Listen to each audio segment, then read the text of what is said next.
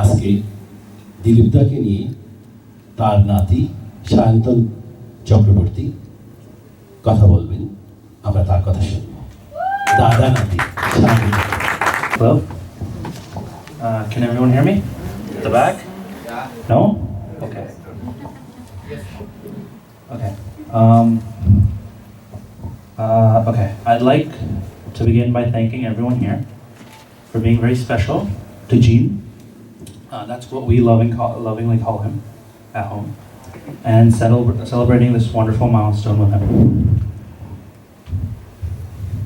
I would like to thank everyone who has organized this wonderful event for a great night and giving me a chance to speak.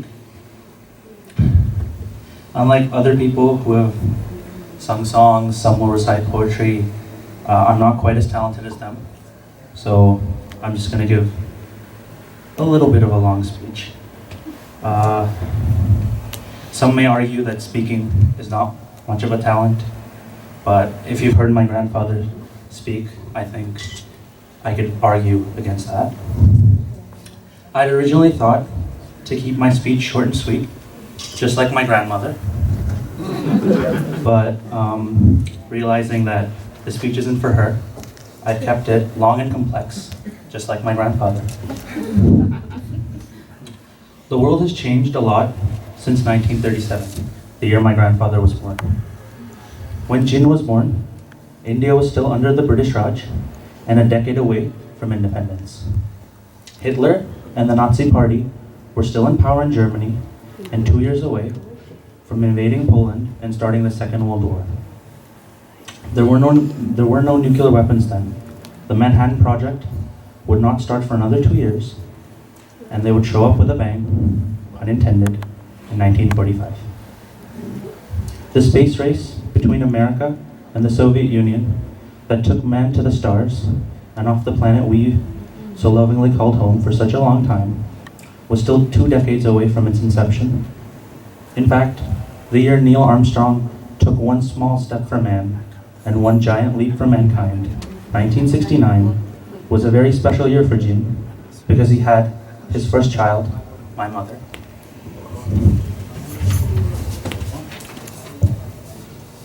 With the recent political climate around Donald Trump advocating the need for walls, Jean was around for both when the Berlin Wall was put up in 1961 and it was so dramatically taken down in 1990. When Jean was born, the computers that surround us today would not show up until 1946. The ENIAC in the University of Pennsylvania was the first official computer, and it weighed in at a pretty light 50 tons. Today, of course, they're as small as the phones we carry in our pocket. Speaking of phones, telephones were around in 1937. They had been for almost a century. But the first mobile phone was not invented till 1973. The beautiful large televisions that we all own and love to stare into, myself included, weren't around in every household. It was radio then. It was not until the 1950s that television started showing up in most people's homes. The invention of the World Wide Web, the catalyst towards the popularity of these computers in our houses, was still nearly half a century away in 1937. When Jin was born, Jesse Owens from America was the fastest man alive at a record sprint at 10.2 seconds. Today, of course, the great Usain Bolt holds the record at 9.58. The FIFA World Cup, I know my grandfather loves football, was only 3 events old then, and Brazil, my grandfather's favorite team, was yet to win any of their World Cups, which is crazy for us to imagine. The Cricket World Cup would not be an event for nearly 4 decades, and 46 years till Kapil Dev would lift the World Cup and India would be world champions for the first time, and there would be another 28 years in between before we would lift it again.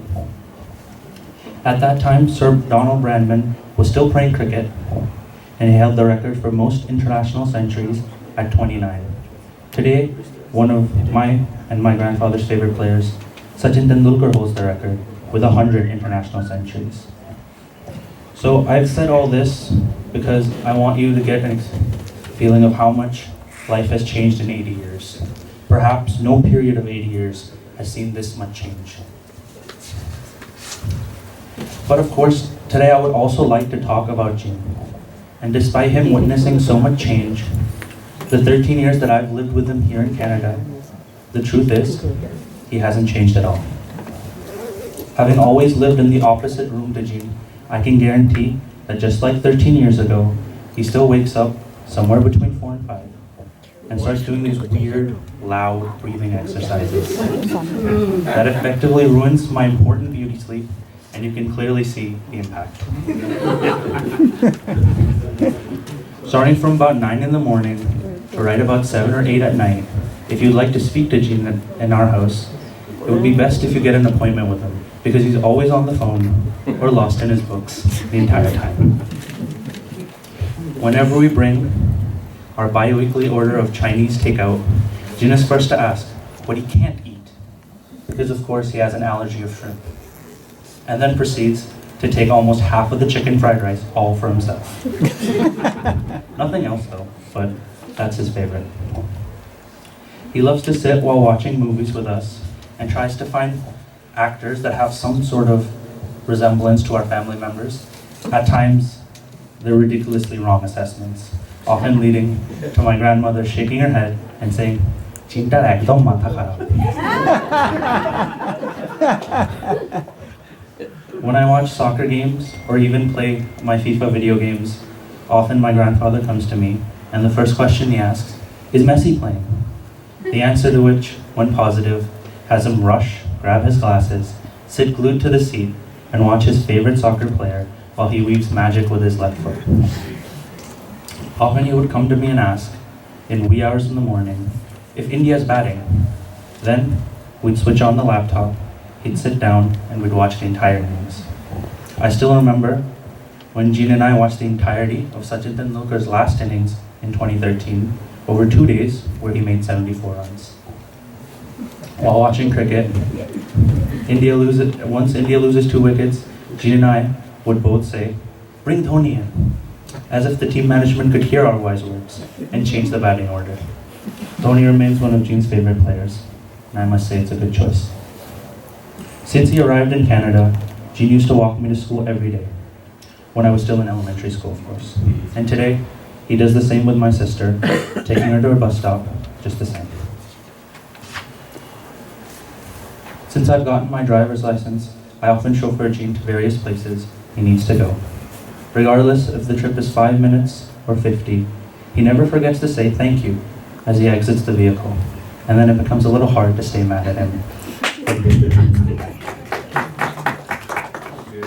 If I'm asked what is the first thing that comes to my mind when I think of Jean, it's the positive attitude towards life. I've never heard him complain about his health or the weather. He would hope against hope that India would win, even when the captain is mentally preparing their losing speech. He's always interested in anything and everything. Be it waking up at midnight to watch a cricket match, going to the theater to watch a movie, teaching us math, teaching us a little bit of Bangla this summer, which I'm very grateful for, and I apologize for not learning very well. Or going to Barrie last week, as we went accompanying my friend Shivam to his residence. There are things that he just won't give up trying. I only have one grandfather now, as my other grandfather passed away when I was 6 years old. I only have the faintest memories of him, but I'm proud that I have another grandfather who's given me such wonderful, loving memories that I can cherish throughout my life. Though the world has changed around him, I'm happy that he hasn't, and I wish he never does.